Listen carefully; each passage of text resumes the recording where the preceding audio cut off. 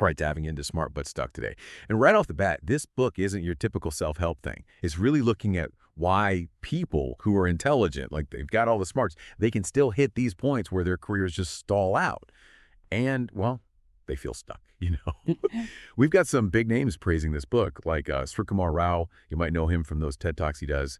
And Dan Waldschmidt, he's a best-selling author. They both are saying how this book really hits home for a lot of professionals.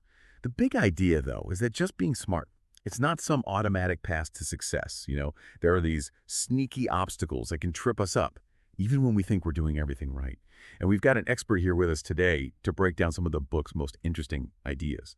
So have you noticed, are there any universal roadblocks out there, things that seem to hold back smart people, specifically? Yeah, for sure. One of the things that really grabbed me in this book is the midlife stall. That's what the author calls it. It's like this point where a lot of smart people, their careers just plateau, even though they had early success and obviously they're intelligent. This book really digs into why that happens? Yeah, and, right from chapter 1, the book talks about how being intelligent, they call it sandbox smarts. It's that kind of intelligence that helps you do great in structured places, like school. But that doesn't always mean success in the real world. They call that marketplace smarts. And they're saying those are two completely different things. That's it, yeah. Like you can be amazing at solving problems, in theory, but then the real world throws all this crazy stuff at you. You need a whole different set of skills then. Adaptability, how to communicate well, figuring things out when it's not clear what to do. Yeah, and the book lists 6 causes for this midlife stall. But the two that really jumped out at me were early hero status becoming a problem, and then the inability to reinvent yourself. Do you think smart people might actually struggle more with these things? It does seem kind of backwards, right? You'd think early success would make things easier later on, but this book is saying that getting recognized early can actually make you avoid risk. You get comfortable doing what you know works, and in a world that's changing so fast, that can really hurt you. Yeah, and it also makes you resist change, which is the whole inability to reinvent thing. You might be holding on to those early wins as proof that you're good, instead of taking on new challenges and learning new skills. It's almost like you're stuck in the past, using old solutions for new problems. The market doesn't reward that, and this book makes that really clear. And there's this idea of implicit labor. It's something I think a lot of smart people miss. Oh, interesting. Break that down for us. What is implicit labor and how does it tie into getting stuck? It's all the work you do that people don't see. Building your personal brand, making connections, creating a network of people you actually have a relationship with. It's not just what you know, but who you know. And even more than that, it's who knows you and what you represent. So it's not enough to just be the genius in your own little corner.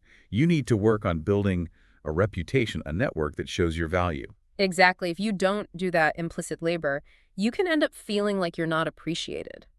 Like you're working hard, but it's going nowhere. Like you're a hidden treasure nobody can find. And I think that's where that feeling comes from, the one a lot of smart people have. Like they deserve better at work. They get stuck in this cycle of being resentful and frustrated because they're not getting the recognition or the chances they think they deserve. It's almost like a paradox, right? Smart people think their work should speak for itself, but that's not always how it goes, is it? Not at all. Smart people can be terrible at promoting themselves. They might be incredible at solving problems, but they don't always communicate how valuable their work is. The book talks about the 6 stages of creating value, and it says a lot of smart people get stuck in the early stages. They're doing the work, but they don't package and present it in a way that shows their impact. So it's more than just doing the work. It's understanding the bigger picture and connecting your work to what the organization is trying to achieve. I think that's really important for everyone listening, especially if you're feeling stuck right now. It might not be about lacking talent or not working hard enough. It might be about not being strategic about how you show your value. Now, this book isn't all doom and gloom. It doesn't just point out where smart people get stuck. It also talks about ways to get unstuck, and that's what we'll look at next. One thing that really hit me was the chapter on unrealistic expectations, especially when it comes to asking for help or offering it. I've definitely struggled with this myself. What's your take on it? I think this is where the downsides of sandbox smarts show up in a different way. In academic settings, you share knowledge pretty freely.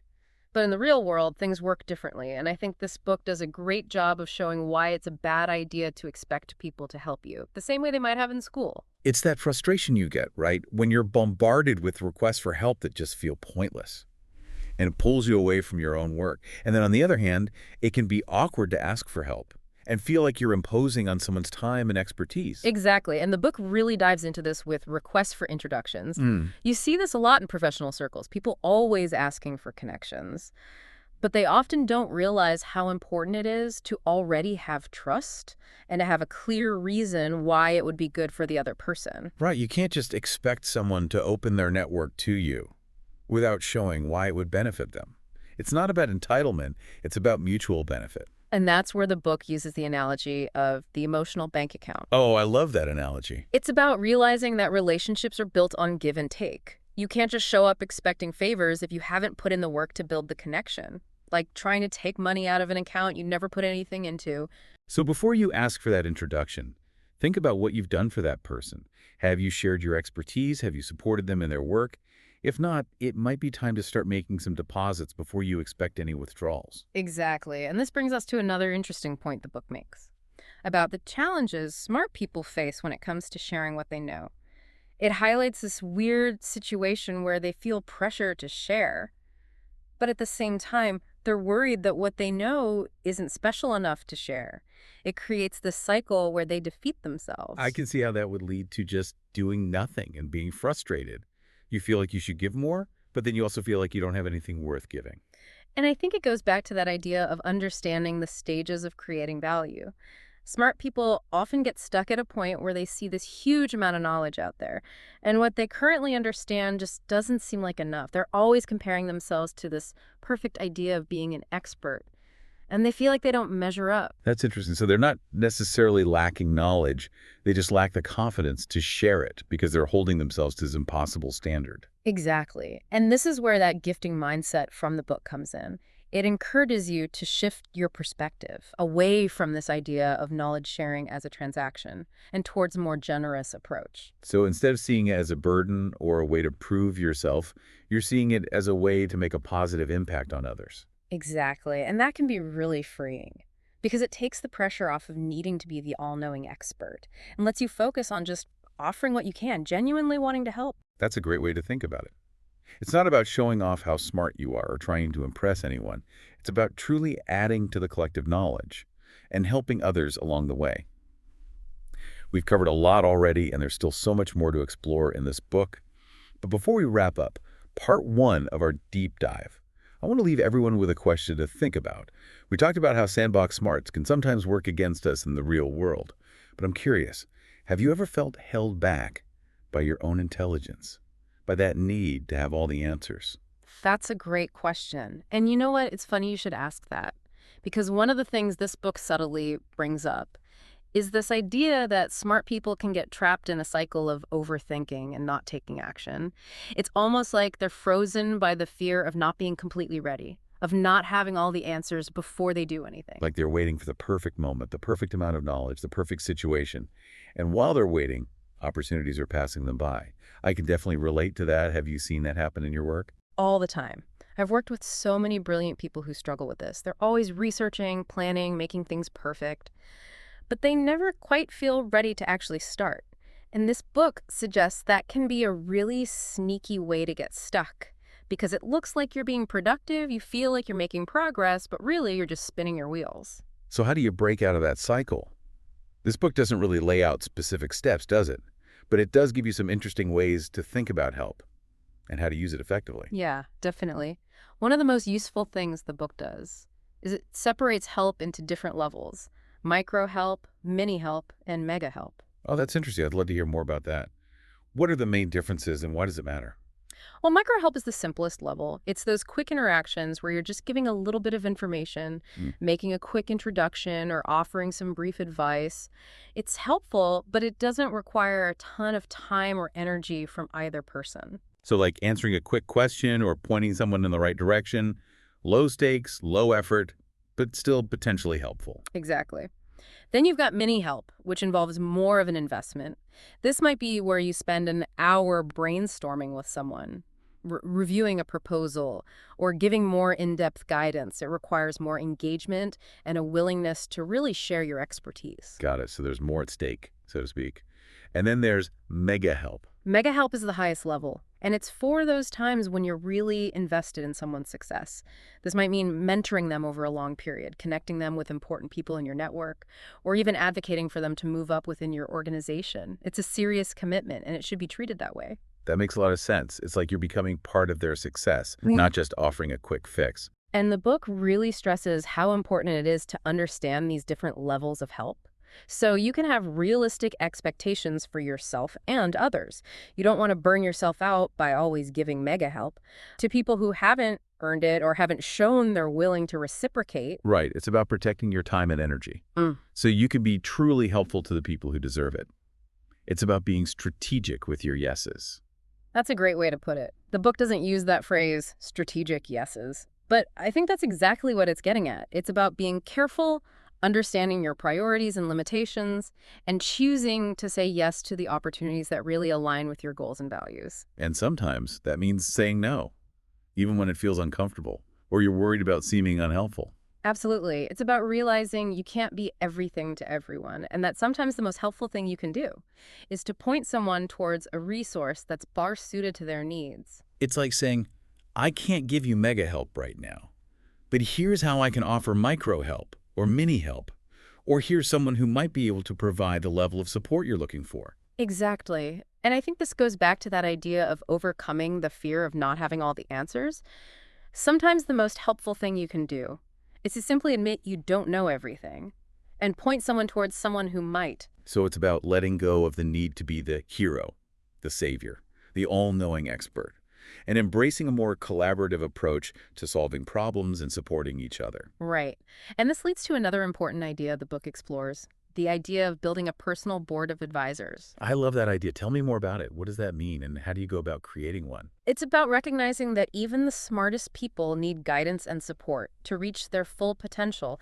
It's about intentionally building a network of people you trust, who can offer different perspectives, challenge your assumptions, and help you navigate the complexities of your career and life. It's like having a team of mentors and advisors in your corner, people you can bounce ideas off of, get advice from, and turn to for encouragement when you're feeling stuck. But it's not just about finding any random group of people, right? Right.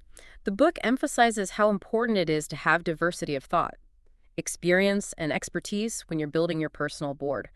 It's about seeking out individuals who can balance your strengths and weaknesses and offer perspectives you might not have considered. So you might have someone who's great at strategy, someone who's a master networker, someone who's good at giving you tough love, and someone who's a great listener and cheerleader. Exactly. It's about creating a well-rounded team that can support you in different ways, depending on your needs. And I imagine that building this kind of support system is an ongoing process, not something you just do once and then forget about. Absolutely. It requires putting effort into those relationships, being open to feedback, and being willing to give as much as you receive. It's about creating a system of support where everyone benefits from the collective wisdom and experience. And I think that ties back to what we were talking about earlier with the emotional bank account.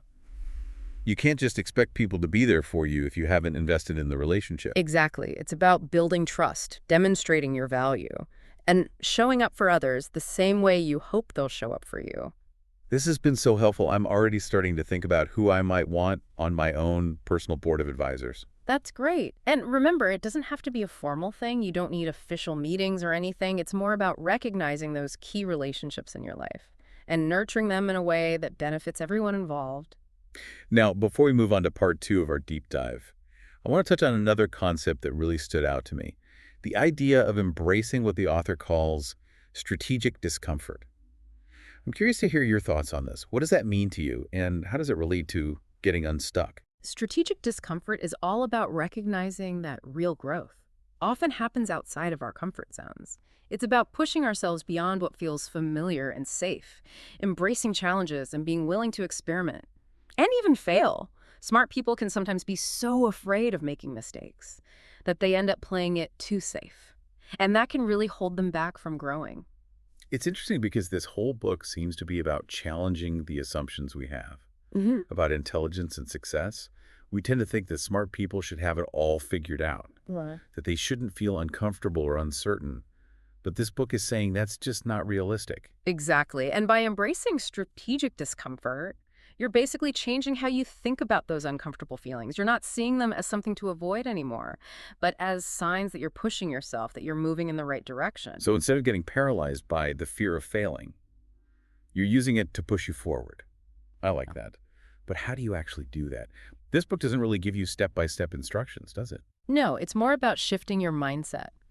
The book encourages us to set big goals, to ask for feedback, even when it's hard to hear, and to surround ourselves with people who will push us to grow.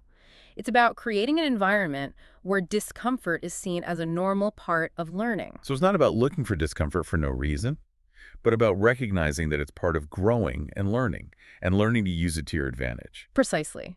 And I think this connects back to what we were talking about earlier with the importance of building a personal board of advisors. Having people around you who will challenge you and push you outside your comfort zone is crucial for developing this mindset of strategic discomfort. It's like having a support system already in place to help you through those uncomfortable moments and to remind you that it's all part of the process. Exactly. And the book also talks about how important it is to understand and use your strengths as part of this process.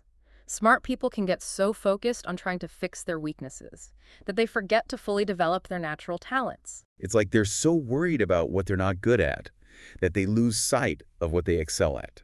And that's a real missed opportunity. Right. And the book encourages us to think about our strengths as a strengths portfolio. It's about identifying and developing those unique skills and abilities that come naturally to us and that we genuinely enjoy using. So it's about playing to your strengths, not just trying to be good at everything. Exactly. And by investing in those strengths, honing them, and finding ways to use them in our work and lives, we can not only achieve more, but also feel more fulfilled. When we're working from our strengths, we're more engaged, more productive, and more likely to make a meaningful contribution. This has been such an amazing deep dive. I feel like we've only just started to explore what this book has to offer, but I think we've highlighted some of the key takeaways for our listeners.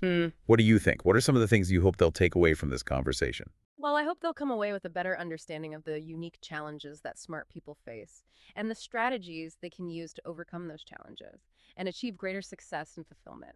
I think this book does a great job of making those feelings of being stuck feel normal and reminding us that it's okay to not have all the answers, to ask for help, and to embrace discomfort as a necessary part of growth. I completely agree. Smart but stuck is ultimately a call to action. It's about recognizing our own potential, identifying the things that might be holding us back, and taking the steps we need to break free and reach our goals. It's a reminder that intelligence alone isn't enough. It's the combination of intelligence, resilience, self-awareness, and a willingness to keep learning and growing that allows us to truly thrive.